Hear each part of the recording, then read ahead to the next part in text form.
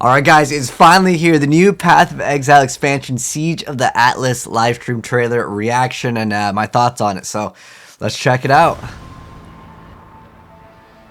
Cirrus is dead.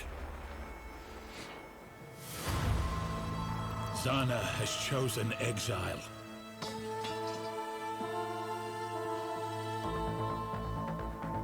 But the Atlas of Worlds remains a beacon for Eldritch horrors. We imprisoned the Elder. We placated the Maven. We've been preparing for the arrival of another. Are we getting target dummies? Never expected. Thor.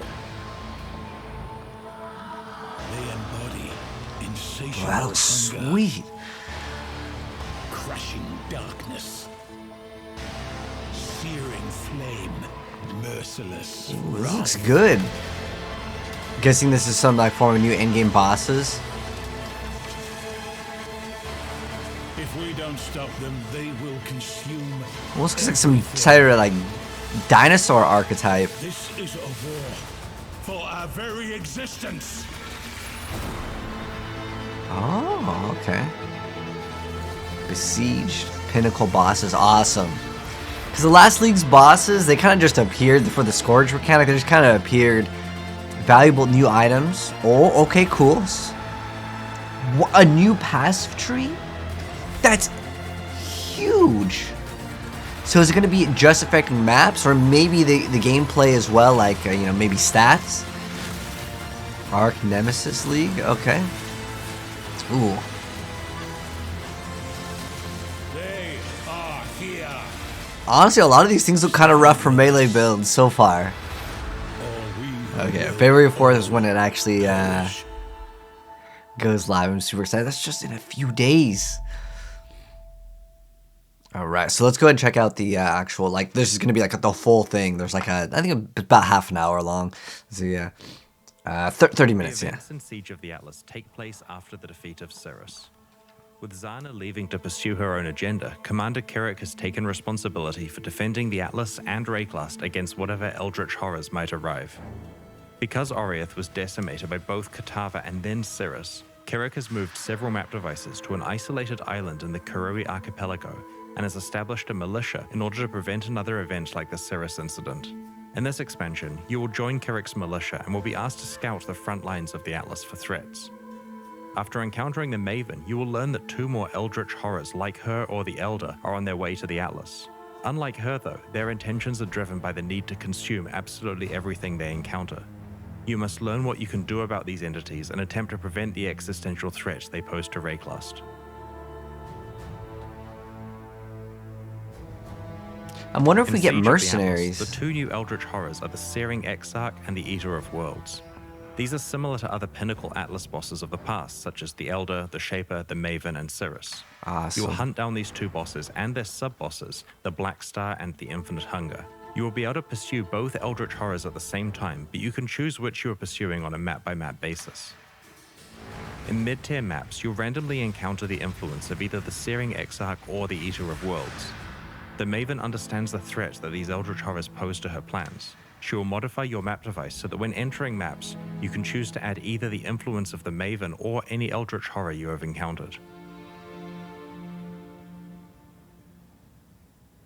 As you run subsequent maps influenced by the Searing Exarch or the Eater of Worlds, the amount of influenced monsters in those maps increases as that Eldritch horror gets closer to you. Eventually, you'll encounter either the Black Star or the Infinite Hunger, one of the sub-bosses. You must defeat that boss in order to continue progressing closer to the horror you are pursuing. These bosses have exclusive new unique items in their drop pools. You're likely to have encountered the influence of both horrors by this point and can choose which one you're pursuing in each map. Finally, in the highest tiers of maps, you will encounter the Searing Exarch or the Eater of Worlds themselves.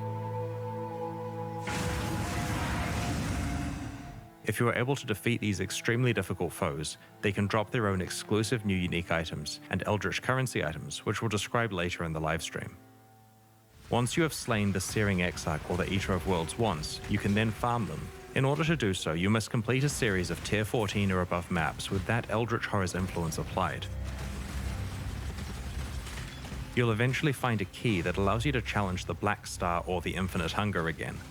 As this key to the fight is tradable, it's not a strict requirement that you slay this first boss, but the item rewards will strongly encourage you to do so.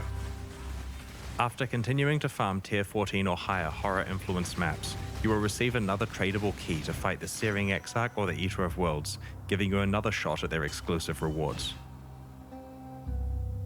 The keys to the farmable versions of these bosses can be rolled like regular maps, but with their own mod pool. This allows you to control the difficulty and rewards even further. Earlier, I mentioned that maps can be influenced by the Searing Exarch or the Eater of Worlds. Before we move on, I wanted to go into more detail about what that actually means. In influence maps, as you defeat enemies, altars themed around the Searing Exarch or the Eater of Worlds occasionally appear where you kill those enemies. These altars give you the choice between two options that can either modify your character, influenced monsters, or the boss of the map by increasing rewards but also increasing difficulty. You can encounter multiple altars per area, so sometimes you can drastically affect the difficulty and rewards of a map as you play through it. It's also fine to ignore it and choose not to increase the difficulty and reward of the map if you feel that it's already challenging enough. An example of a modification is altering the map boss so that all of its damage shocks, but also causing it to drop an additional Eldritch currency item as a reward. We'll explain what these new currency items do later in the livestream. So it adds another In the implicit last modifier? iteration of Okay. the Atlas, you needed to use Watchstones to both unlock new maps and raise the level of maps across your Atlas. This required grinding conquerors and managing the optimal placement of 16 different Watchstones. In Siege of the Atlas, we've removed Watchstones and have restored the hidden maps back to the base Atlas so they don't have to be unlocked over time. We've I think added it's much better. of the power from craftable Watchstones to Atlas passives so that you can still access the benefits you're used to without the busy work of managing Watchstones. Despite the era of Watchstones being over, we do really like the ability to raise the tier of maps on your Atlas, so that eventually all of them are tier 16. Oh. To this end, we have introduced Void Stones. You can earn up to 4 of these, one each from the Uber Elder, the Maven, the Searing Exarch, and the Eater of Worlds. Placing Void Stones on your Atlas will raise the tier of all of its maps, eventually making them uniformly tier 16. Okay, I like this change. In That's Siege so of good. the Atlas, we've removed the concept of Atlas regions entirely. This means that we're saying goodbye to regional Atlas passive trees and hello to a single gigantic Atlas passive tree. Okay. Good old Path of Exile. This new tree has over 600 passives available to choose from, and you can earn 117 Atlas 600? passive skill points by completing your Atlas. Each different map you complete the bonus objective of grants you 1 skill point. Ah, You that's can also awesome. earn some extra ones by completing the Maven's multi-boss fights. Whenever you allocate an Atlas passive skill, its stats apply to every map you run anywhere on the Oh, Atlas. that's so much better. Also, because it's much faster to complete earlier maps on the Atlas, your Atlas point acquisition is pretty front-loaded, letting you quickly establish an Atlas layout that helps you find and profit from your favorite content. Okay. We've integrated some skills from past regional Atlas trees and have created several new ones, like Secret Operations, which turns some of the strongboxes you encounter into a new type of strongbox that drops scarabs. Oh, awesome. Corrupted Gaze causes Abyssal Jewels to sometimes drop Corrupted with 5 or 6 modifiers rather than the typical 4. Ooh. Ghastly Devotion guarantees that areas that contain ritual altars will always contain 4 altars. I've Having always liked one ritual. massive Atlas tree means that you can deeply specialize in certain types of content without being limited to what was available in a specific region. You can increase how often you encounter your favorite content and can adjust how challenging and rewarding that content is. The removal of Atlas regions means that you have more freedom to run the maps you like without being forced that's into much better. regions of the Atlas that have passives that affect the content you wanted to play. The topic of map drops is also important here. Powerful characters are capable of playing very juiced maps, which results in them finding a lot of items, including more maps. Often, they get more maps than they actually need. Weaker characters have to be more careful with what mods they add to their maps and hence find fewer maps. This new Atlas tree lets you choose how much you want to invest in the map tier upgrade that used to be the Atlas completion bonus, which means that powerful characters who don't need extra maps can instead focus those points on improving the rewards from content they play. On the other hand, weaker characters can invest in finding better maps, and can then respec this later on once they're finding a surplus. We'll make the full tree available next week so that you can start planning before Siege of the Atlas launches. Every large Path of Exile expansion needs a new way to create the most powerful items in the game. Siege of the Atlas introduces a new endgame item mechanic called Eldritch implicit modifiers. A problem we had with the old Shaper, Elder, and Conqueror influence system was that while the items were extremely powerful, they had to be crafted using highly specialized and complicated methods. A regular influenced item you found on the ground usually wasn't of much value unless it was a certain base type at a specific item level. Influenced items were generally not that useful in early, mid, or even most high-end maps, as they were basically a post-endgame feature. Our new system of Eldritch implicits allows you to apply Eldritch mods to already good items that you have, so that you have a lot more freedom to choose how you create your best items. You can also start interacting with Eldritch implicits much earlier in your mapping experience. As you know, Path of Exile items can have an implicit mod that either comes built into the item based on what type it is, or can be modified with systems such as Vile Corruption. Eldritch implicits replace existing implicit mods, but with a twist.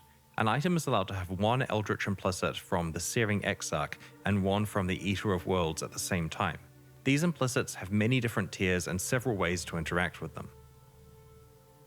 While playing maps in Siege of the Atlas, you may find some new currency items, Eldritch Ember and Eldritch Ichor, corresponding to the Searing Exarch and the Eater of Worlds respectively. These currency items can be applied to gloves, helmets, body armors, or boots, and overwrite the item's regular implicit mods with new ones from two special pools of powerful modifiers. As I mentioned before, an item can have both a Searing Exarch implicit and an Eater of Worlds implicit at the same time. Applying the same type of orb multiple times will overwrite the appropriate mod with a new random one. Nice. These gloves have a single Eldritch implicit mod which grants you the ability to gain rage on hit, rate limited by a cooldown. There are two Eldritch implicit mods on this helmet. The first one simply grants some added fire damage with spells. The second implicit causes enemies within a radius near you to be unable to regenerate life. Each mod has 6 tiers of power. The first 4 tiers come from the 4 versions of the Eldritch Ember and Ichor currency items, while the highest 2 tiers can only be upgraded to with a special item we'll explain soon. The first tier of Eldritch Ember or Ichor drops on all maps and means that any important build-enabling mods are available without having to complete the entire atlas. The second and third tiers come from exploring maps influenced by the Eldritch Horrors, and the 4th tier drops from the Searing Exarch or the Eater of Worlds themselves.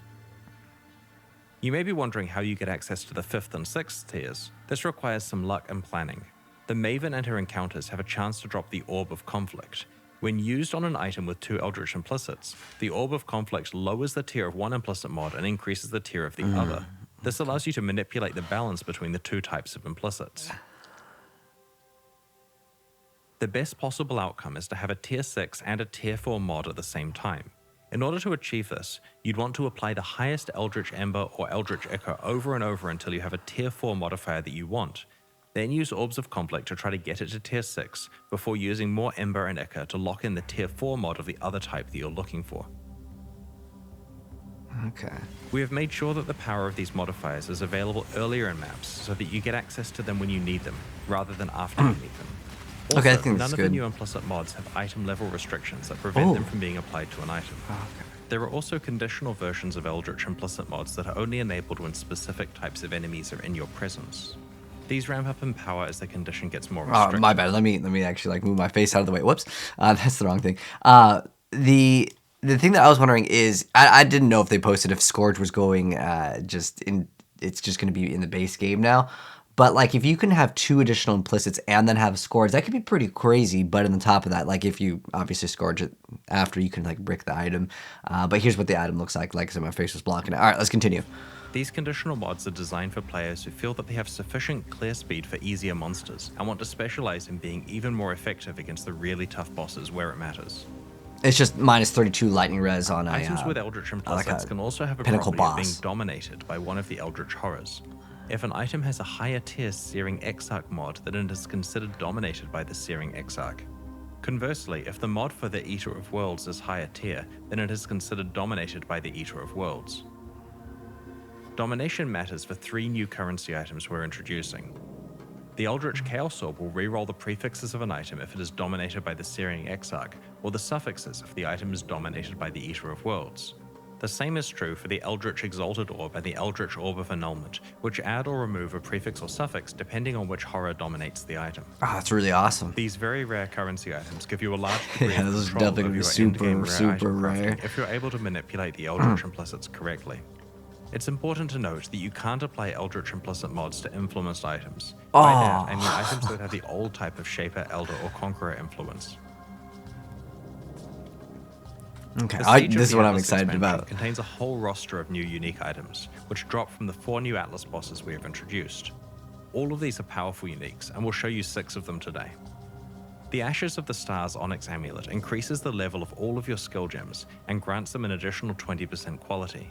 It also Wow. improves the reservation efficiency of your skills and lets you level all of your gems faster, which is really useful for gems such as Empower and Enlighten. Oh, that's probably going to be This so big boost expensive, of though. quality is very valuable with some alternate quality gems, as well as certain skills like curses.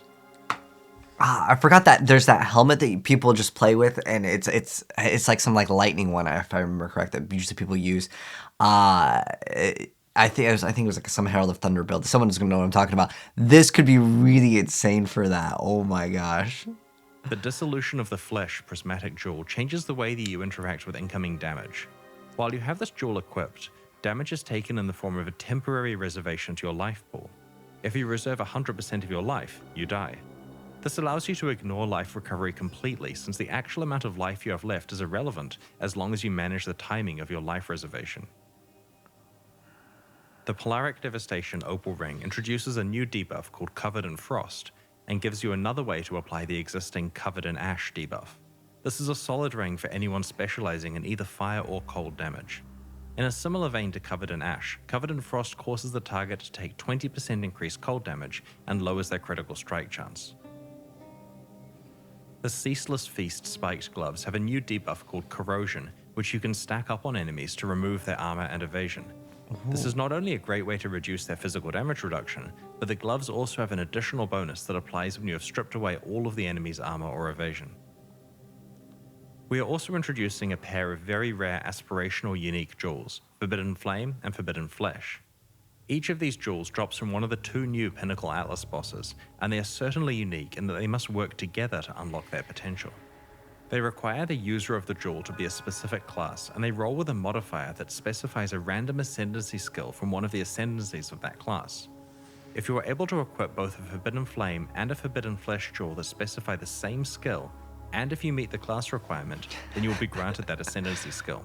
For example, if you're a Deadeye and find a Forbidden Flame jewel that specifies the Master Surgeon skill from the Pathfinder class, then upon finding and equipping a matching Forbidden Flesh jewel, you will gain the Master Surgeon skill.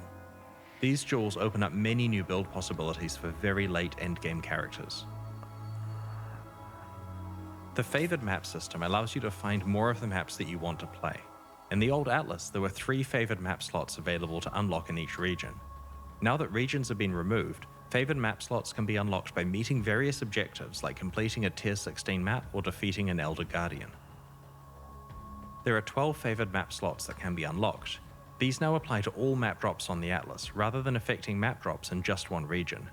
Each slot provides a 10 times multiplier to how frequently its corresponding map drops, relative to other maps. You can select 12 different maps as your favored maps, or you can put the same map type in all 12 slots for a massive 120 times boost to its occurrence in your drop pool. This is particularly powerful once you've That's socketed amazing. all 4 Void Stones into your Atlas, making all of your maps tier 16, and with a 120 times multiplier applied to a specific map. In this case, the specific map you have chosen will constitute over 50% of all tier 16 map drops. Sextants can be found from tier 14 onwards and are applied to Void Stones. When you use one on a Void Stone, it affects your whole Atlas. Because Void Stones come from the highest tier content, we've removed simple sextants and prime sextants, as they can no longer be used when you would typically acquire them. We've added the mods from these sextants to the pool of mods that Awakened Sextants have. Because this dilutes the pool of mods that Awakened Sextants can roll, we've increased the frequency at which you acquire Awakened Sextants. Your existing simple and prime sextants will be converted to Awakened Sextants at the launch of Siege of the Atlas. We have made no changes to elevated sextants. With the new Atlas system as context, we have done a balance pass of all sextant mods. This resulted in a slight reduction to the amount of content or monsters that a given sextant mod introduces to an area.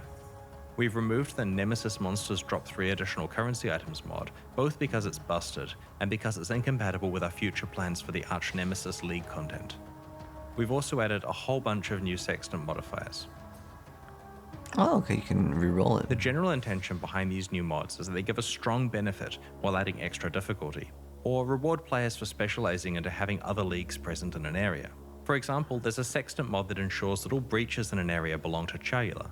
So if you can maximize the number of breaches through scarabs, map device modifiers, the Atlas passive tree, or other sextants, then you've got a whole bunch of valuable Chayula breaches in that map. With the removal of watchstones, players would have lost the ability to swap in and out watchstones with different sextant modifiers on them depending on which maps they were running. We like the strategic use of sextants, so we have reintroduced this behavior with a new currency item called the Surveyor's Compass. This can be applied to a void stone with a sextant mod on it to itemize that sextant mod for later use or trade. This currency item drops periodically and is also sold by Kirac for 1 Chaos Orb, similar to how Einhar sells Bestiary Orbs. There's no limit on how many you can purchase. With Zana gone, you may be wondering what is happening to her Atlas missions. Well, Kirac is taking over from her, but it works a little differently now. Kirac has assumed the position of commander, and he has important missions for you to carry out in the Atlas. You open these missions at your map device and can run them just like before. However, you won't encounter Kirac inside a map, and you won't be able to apply Kirac objectives to a map itself. Because of this, we have raised the chance that you receive a Kirac Atlas objective when you defeat a map boss.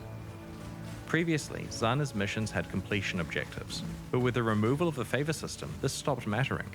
Instead of focusing on completion, Kirac missions now focus more on rewards, and so their purpose is to provide you with additional league content or extra item drops. Instead of your free daily mission being based on the last map you've completed, it's now based on the highest tier map you've completed in this current league. That's so much better. For example, if you completed a tier 16 map, your daily missions will always be high tier maps. Kirac missions can now include additional content like Conquerors, Ritual Encounters, Expedition Encounters, and even Monstrous Treasure, the former prophecy that makes an area contain 24 to 36 additional strongboxes with no natural monster inhabitants. Kirac now sells you maps, much like Zana did in the past, except there is now a wider variety of outcomes with variance on the prices, so you should probably go and check what he's selling more frequently in case there's a good deal. It was just Orbs of Chance Chance for the price. Under the same conditions as Zana's previous shop. Kirac can sell maps that come with implicit mods enabling various content, for example, a map that always has a Legion encounter, or maps that have varying degrees of deliriousness on them.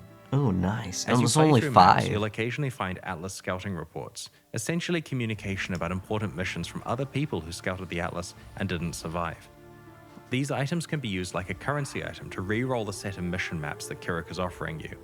These new maps have a different set of mission outcomes that includes valuable ones like guaranteeing a unique map, having all maps be corrupted, always including a Shaper Guardian, Elder Guardian, or Conqueror, having only uncompleted maps available, or adding a Breach Stone to the selection. The value here is not only the reroll of what is offered to you, but also the guarantee of one or more high-value missions.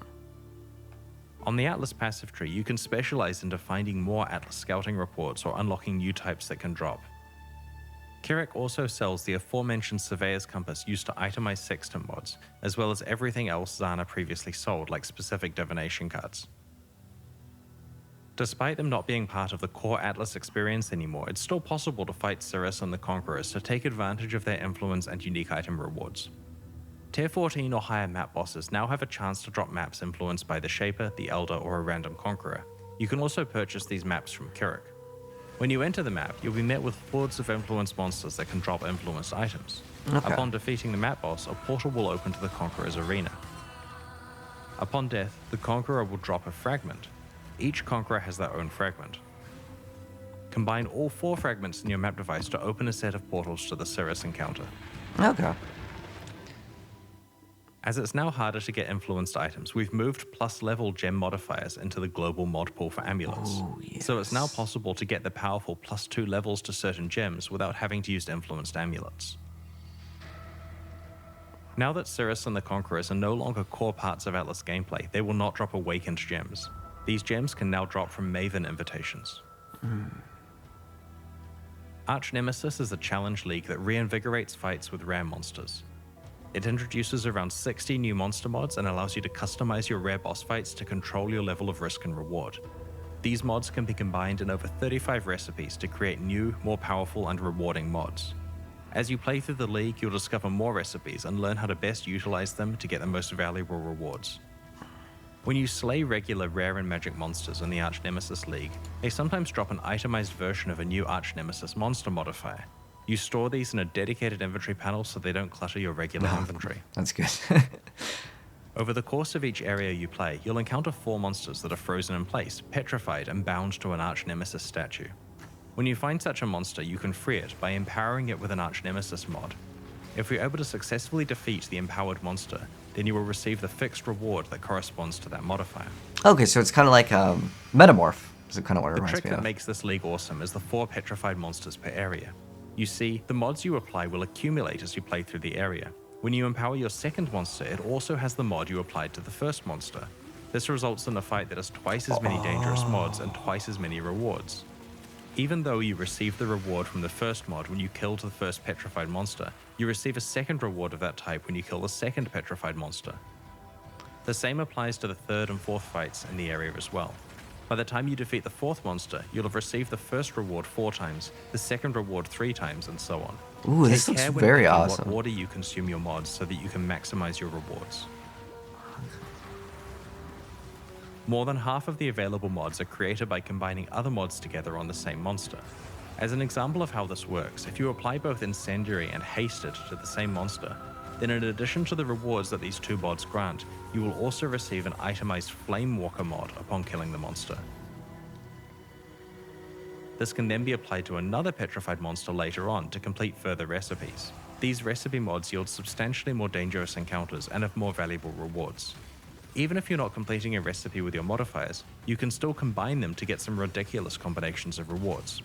For example, defeating an Innocence-touched enemy grants 3 currency rewards and converts all other rewards into currency.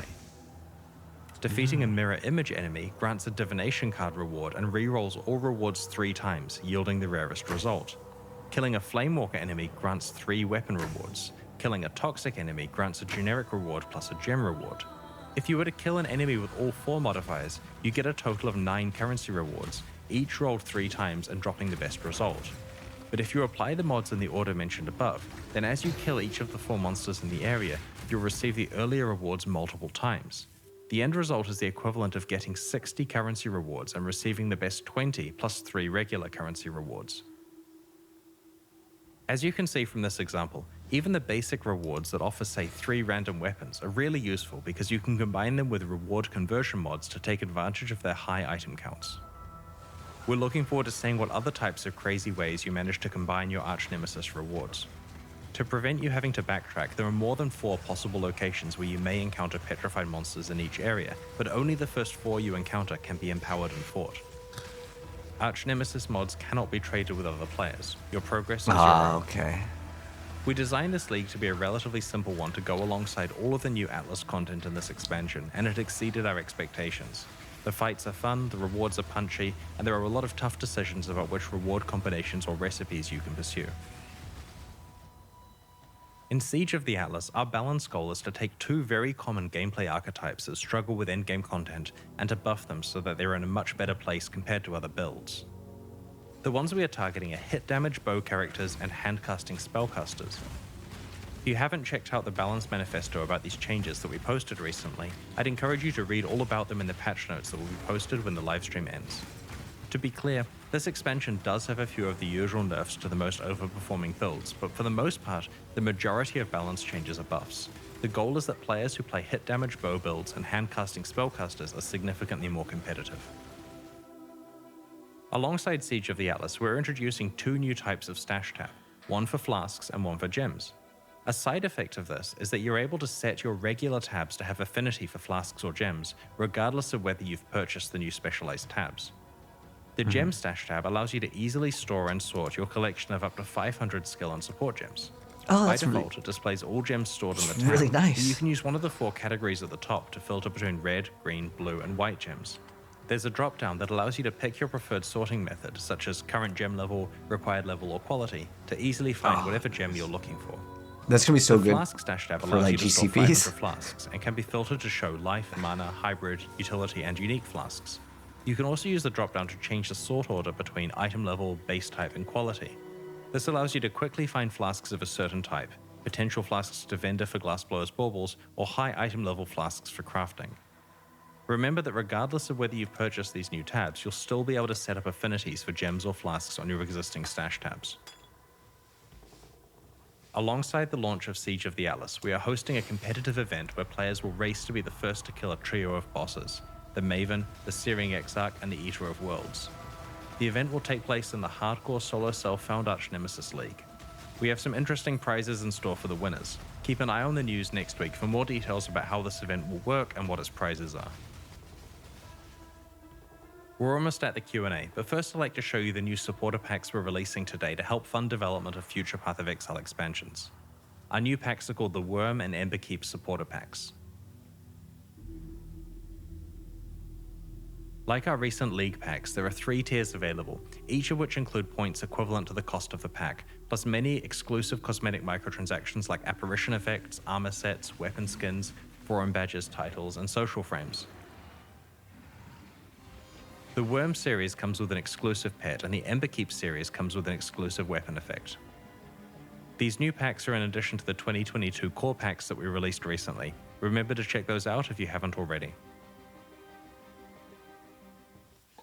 All right, it just goes. Okay, I kind of want to. Okay, I kind of want to talk just a little bit about it now. So in terms of like the content and my thoughts on it, I think that there's a lot of really nice changes, specifically for the. Let me just reload this just a little bit. Specifically for the ability to not have to manage watchstones, because when I make these like Path of Exile's guides, a lot of people are like confused on watchstones, and it is a really complex mechanic for someone that maybe hasn't really like looked at something or is like patient enough to actually understand how the mechanic works.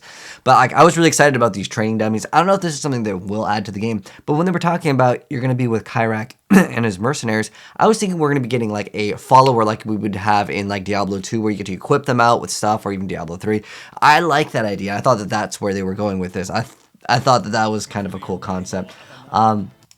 But in terms of like the valuable items, I'm going to go check on PoE where they data mine some of the stuff sometimes in like just a few days from the announcement. But hopefully there will be some crazy stuff.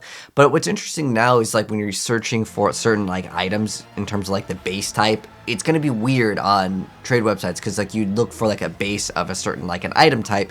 Now as far as like this new Atlas wide passive skill tree, it's probably a bunch of the stuff that we had that we normally we just do Maven invitations. It's probably all of that just spread out plus some new stuff. When I saw this, I was like, what is this? So it's probably just going to be some of the same stuff we've seen before, but they mentioned there are some newer ones, so that's kind of cool. I was hoping that we would get some more defensive stuff in this, because that was a big concern just in general in Path of Exile, especially because I make guides for like newer players sometimes, and they find the game to be very, very difficult. And I don't blame them. The game is difficult, especially with like all the AoE that's going on the ground, especially for some of these boss fights. It's going to be kind of difficult perhaps to play melee builds.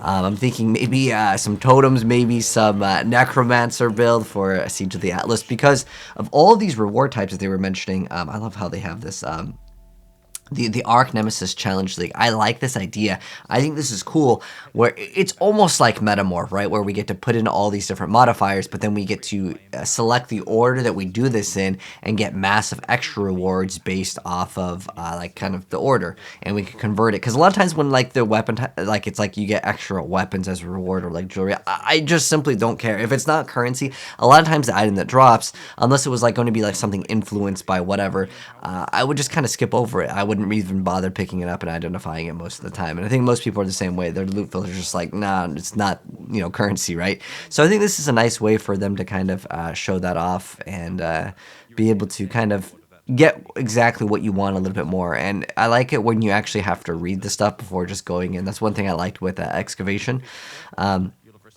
Is you'd have to like read the thing before just slamming in just to start, right? So I think this is going to be kind of cool to see where this goes. Like I said, I think you're going to need a relatively tanky build. I'm also curious to see what happens if you die. Do you just lose out on all of the rewards, or is it just like a death and you can go back in, you can still fight the boss? That's something I'll have to wait and see. I think a lot of people want to know about that as well. But in terms of the double implicits, I think that's going to be pretty cool. I don't know if you're going to be able to corrupt it. add another layer of implicit, because it replaces the implicit on the item, and I'm not sure if Scourge is going core as well, but that would be another way where you can get some crazy items. But I think most people, in terms of Scourge, they probably wouldn't want to risk it, and I don't blame it for that. I think what they really should do with Scourge, if they decide to make it go core, is just let us re-roll it like unlimited amount of times with that mechanic, and you should be able to maybe equip the item that is being incubated. I mean, that could be a cool concept as well. Anyways, I'm pretty excited about this league. I'll see you. I'll have to read the patch notes before I decide like kind of what I want to build. But if they're buffing like base like bow stuff, I mean, last time Tornado Shot was really fun. We did Tornado Shot, and even before that we did Eye of Winter. I don't think Eye of Winter was getting a buff, but they said they were buffing all of the like self-casting spells. So I mean, if those get a buff, we'll consider that. But I think Necromancer might be like a more chill build, because a lot of you guys wanted me to build that eventually for like a beginner's guide, because it is really easy. But compared to some other builds, because playing Necromancer gets around a lot of the mechanics, because like all you need to do is walk around for the most part, unless you're playing some build that needs to like proc something. But let me know, guys, what you think of the league mechanic ideas so far. I think they're all pretty good. I'll have to read the patch notes to see. Like, I want to say most of the stuff probably just got buffed, which is going to be good for like newer players. But I think specifically in the defense category, it would be nice to maybe get some sort of buffs as well. But I'll have to check that out. But anyways, that's my thoughts. You guys can let me know yours down below, and we'll definitely be playing it when it does come out. So if this is your first time here and you do want to see the new Siege of the Atlas with the Nemesis, Archnemesis League mechanic, I'm really excited to show it off. So yeah, when it comes out, I may do a guide for like beginners as well. It just depends on how like different the changes are. But anyways, if you do want to see more Path of Exile content in the future, hit subscribe, turn the bell, and I'll definitely see more. Take care. I'll catch you guys in the next vid. I'm out. Peace.